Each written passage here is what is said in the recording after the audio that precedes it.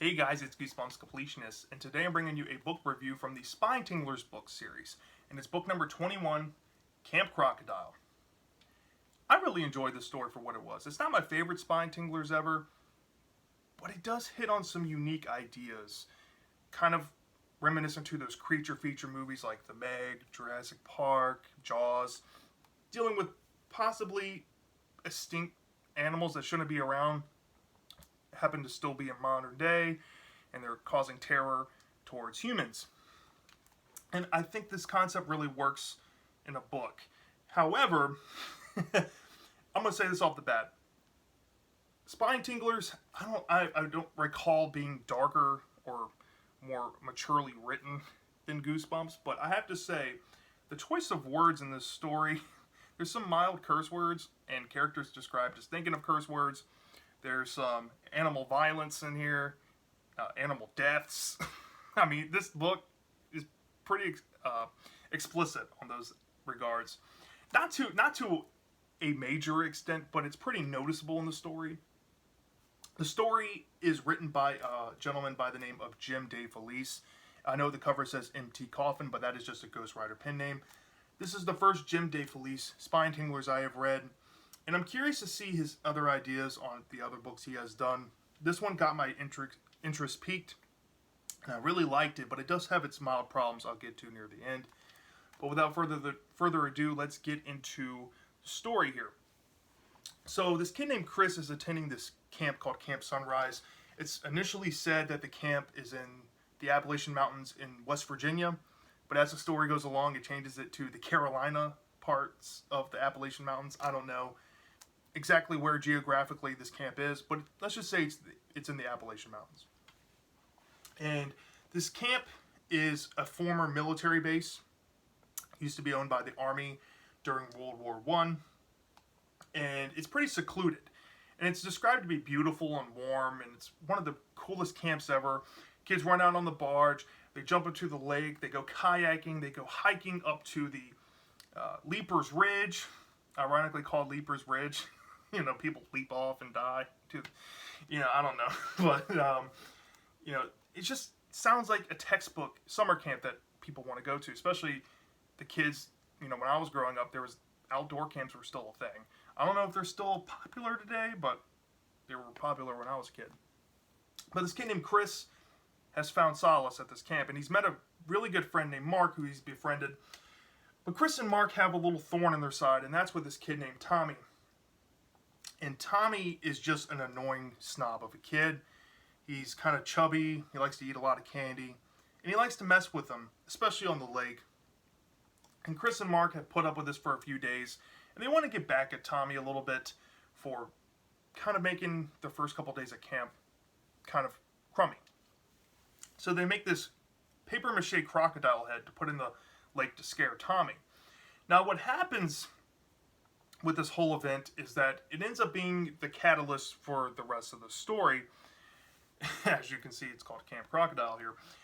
But let's say the crocodile head did its job, and it scared Tommy and a bunch of other campers, which, they chalked it up as a funny prank, until kids started swearing that there was actually a real crocodile. After the head was removed, there's a real crocodile there, and now it's become apparent that kids are traumatized because of the prank that they did.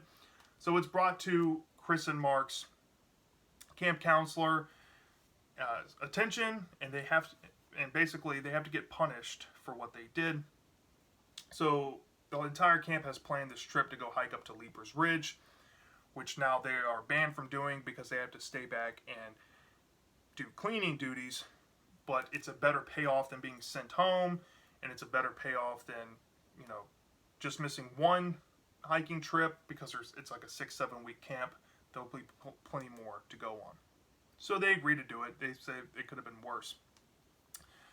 So basically, this is where the story starts to kind of turn a little bit. Tommy keeps messing with Chris and Mark, and Tommy starts to not feel good. He's not really feeling well. He thinks there's a real crocodile out in the water. He's kind of like having a meltdown a little bit. So he has to stay behind with Chris and Mark. There's a resident scientist doing like his PhD research at the camp.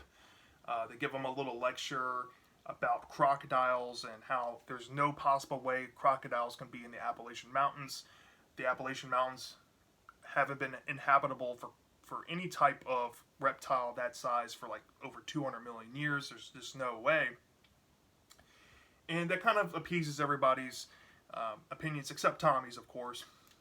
And basically, the night goes by until the next day, where the rest of the camp go up to hike up to Leaper's Ridge, only leaving behind the resident scientist Richard, Tommy, and a few other kids.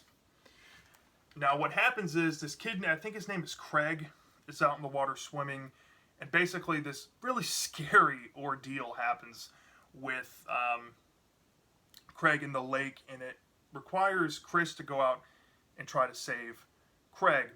Now, this whole interaction basically shows Craig that there's a real crocodile in the lake, and it's witnessed by basically everybody still at the camp, including Richard, the resident scientist, who happened to be there, and they find a tooth attached to Chris, I think, and he calls his scientist buddies, basically confirming that this tooth should be belonging to a long thought to be extinct species of crocodile that lived about 250 million years ago. So Richard basically panics, and he has to put the whole camp on lockdown. He's trying to count heads, but Tommy is missing. Tommy's nowhere to be found. So now they have to go on a rescue mission to find Tommy. So Chris and Mark basically go to Richard's office. They find this old army trunk. They find a map of the whole area, and they discovered that even the army thought that this lake was called Lake Death, and it was kind of marked with like a big red X, like don't go there. So they're trying to figure out how this croc could have survived millions of years and continue to reproduce in such a area where it gets really cold in the winter, and there's just no way it could survive. So they decided to follow along the path, and throughout their adventures on the path, there's a lot of scares, like they almost fall and die on a rope bridge. They discover this old army jeep from World War I with a dead corpse in it. They find this pistol with one in the chamber. They encounter this mother bear that's basically trying to attack them, and of course they have to shoot a gun off, and then there's another scuffle with the bear with the scientist Richard. That kind of scares the kids a little bit, but they think they found a beaver dam or something that's been kind of smushed down near the bank of this lake further down that they don't really get to access much because it's kind of blocked off by the camp. But after exploring that, they decide to keep trucking and try to find Tommy, and sure enough, they find Tommy pretty close to where the campers would be near Leaper's Ridge, and they rescue Tommy, and they tell the information that they have learned about the army camp and the crocodile, and they convince the camp counselor that it's real, and the camp counselor basically says, okay, we have to evacuate the camp. All but Chris and Tommy get evacuated. Mark ends up going home. Chris has to stay behind and wait for his parents. And of course, Tommy has to stay behind until the end of the day, until his parents can make it at nighttime.